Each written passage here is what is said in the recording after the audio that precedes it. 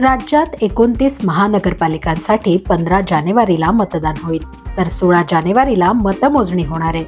निवडणुकीच्या काळात नेहमी AB फॉर्मची चर्चा सुरू असते. पण AB फॉर्म म्हणजे नेमकं काय? या फॉर्मचं महत्त्व काय आहे? उमेदवार हा अर्ज मिळवण्यासाठी इतकी धडपड का करतात? ते आज आपण जाणून घेणार आहोत.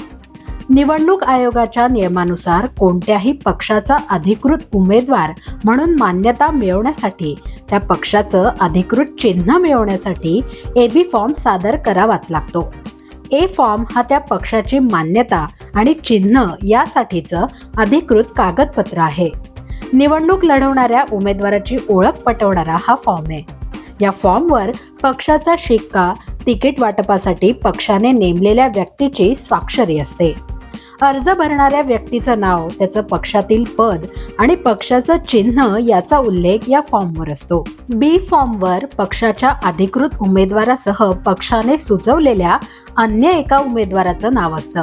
काही कारणामुळे पहिल्या उमेदवाराचा अर्ज फेटाळला गेला किंवा त्याने अर्ज मागे घेतला तर दुसऱ्या उमेदवाराला संधी दिली जाते.